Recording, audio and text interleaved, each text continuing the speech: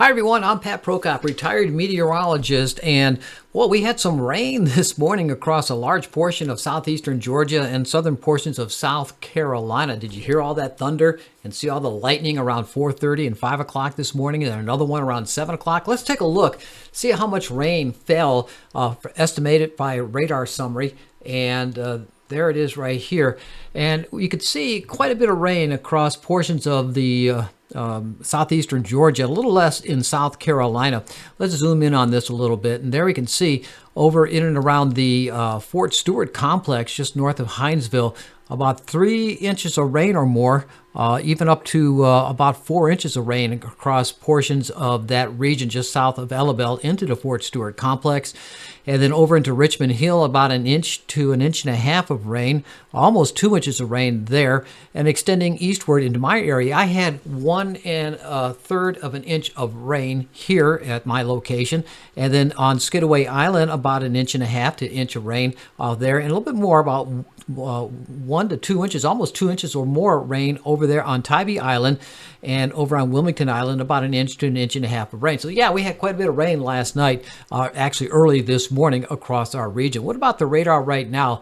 Let's take a look at the basic reflectivity and zoom out. And we are seeing some more showers developing across the interior portions of southeastern Georgia into central Georgia. Not so much going out right now into South Carolina. Let's change radar sites. Go into the Warner Robins site over here.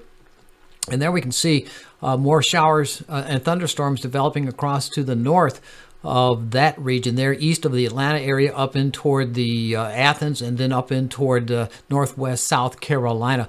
So we're going to start seeing more of this developing throughout the afternoon hours. Meanwhile, a lot of people are talking about, what about Tropical System Bret? Actually, it's Tropical Storm Bret out in the Atlantic Ocean, and there it is right there.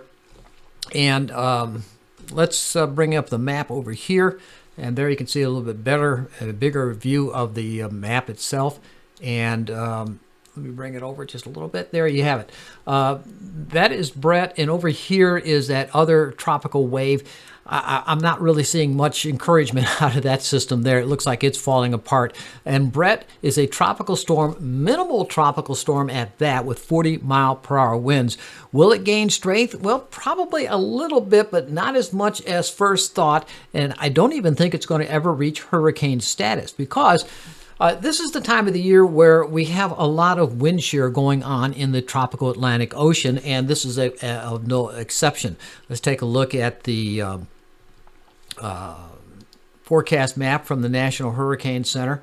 And this has Bret moving off toward the west. And as it does, it has it not gaining that much strength, remaining as a tropical storm, perhaps up to about 60-mile-per-hour winds. And then as it moves over into the Caribbean Sea, it encounters even more wind shear, which I'm going to show you in just a second. And then it probably will spin out before it even gets to the central portions of the Caribbean Sea. So let's take a look at those computer models right now. And first of all, let's take a look at a view of the satellite imagery of Bret. And there it is right there. It was a satellite glitch earlier this afternoon. But there is the storm spinning around there. That second wave doesn't look very encouraging at all. And there's a third wave behind it, but it too will reach its demise because of wind shear that's developing over the tropical Atlantic. But here's the storm itself. This is Bret, and Bret is getting a little bit better organized at the moment, because the wind shear is relaxing a little bit in this area here. Earlier this morning, the circulation was exposed right there, you can see in the middle.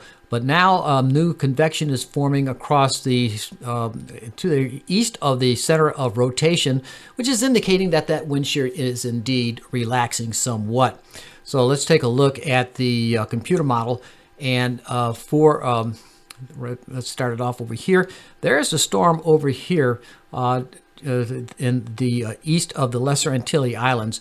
And the computer models, this is the GFS, the Global Forecast System, shows the storm not really getting any better organized. And then as it encounters the eastern Caribbean Sea, it encounters more wind shear, and it actually just breaks it apart. It just folds it up. And that other wave, it's just about gone too, as it progresses into the area of the Atlantic Ocean where the wind shear is getting stronger and stronger. So let's take a look at the wind shear. Let's go back to Sunday, right about here, and look at the upper level winds. And this is at about 30 to 35,000 feet above the ground in the atmosphere, kind of like where the jet airlines fly.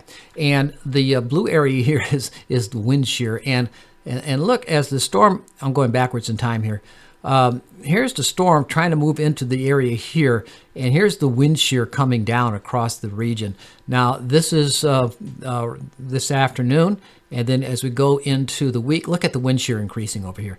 There's no way a tropical storm can make it through this type of wind shear, and that's exactly what's going to happen. The storm is going to get shredded to oblivion. And basically, it may become an open wave and have some moisture associated with it, but this wind shear is just not good for any kind of tropical storm development. So nothing there to worry about in the tropics. Meanwhile, over here in the southeast United States, we have this broad area of low pressure that is over in the Kentucky and Tennessee area, and that's going to be sliding southward into Georgia and South Carolina over the next 3 days, 4 days perhaps.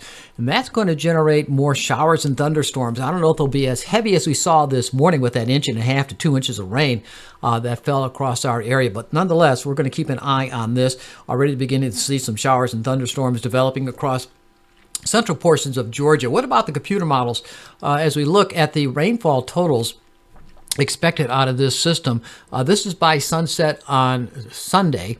Expect to see with this computer model here, this is the GFS model here, indicating about 2 to 3 inches of rain across portions of the southeastern Georgia into southern South Carolina, a little bit more up into the mid and upper portions of the Savannah River Valley. But what about the some other models? Let's take a look. The Canadian model, and it shows a little bit more, perhaps 3 to 4 inches of rain across portions of our region, even up to 5 inches in some locations in the south central portions of Georgia. Along the coast of South Carolina, it looks pretty impressive too. Let's go over into the NAM and see what that has to say for itself. And it's showing quite a bit of rainfall as well. So this is ending here on sunset on Thursday. The NAM only goes out to 84 hours, and it's showing, particularly just to the west of Interstate 95 and into the middle portion of the Savannah River Valley, quite a bit of rainfall out in that area. So let's take a look at the forecast itself, and let's move that over here to the product here and here, and we're seeing showers and thunderstorms. Let's go back to the beginning here. And we're seeing more showers and thunderstorms in waves developing off and on, and then just moving across the region for the next 3 to 4 days. So all of this week today we're going to see some more showers and thunder showers this afternoon and into Wednesday, Thursday, and Friday. Now, by the weekend, it looks like this system is going to be relaxing somewhat and spinning itself out. And in the process, we'll start seeing somewhat clearing weather conditions across our area. So, there I go.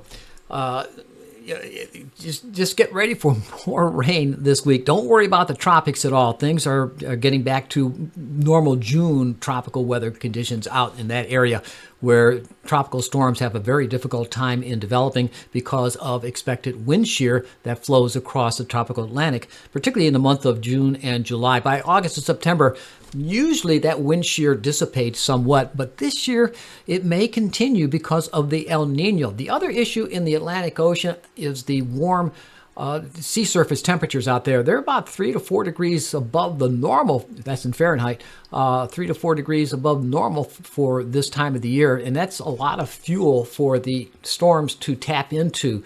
So, with the upper level winds, we may see less hurricanes, but with the warmer waters, we may see more tropical storms. And sometimes these tropical storms, with all this warm water to work with, and that's moisture as well, generate a lot of precipitation. So got to keep an eye on that in what's to come in the next several weeks, several months across our area. So until then, though, expect to see just afternoon showers and thunderstorms, maybe some more of those morning showers and thunderstorms across our area. But relaxing somewhat, might have somewhat of a decent weekend with just the typical afternoon scattered showers and thunderstorms. And temperatures, we're not too bad. We're in the 80s. We're going to stay in the 80s. We'll be starting to flirt with 90 degrees, though, by the weekend, particularly as the sky clears off somewhat. All right, I'll see you later right here on my YouTube channel. So stay dry. That's a challenge. Stay dry.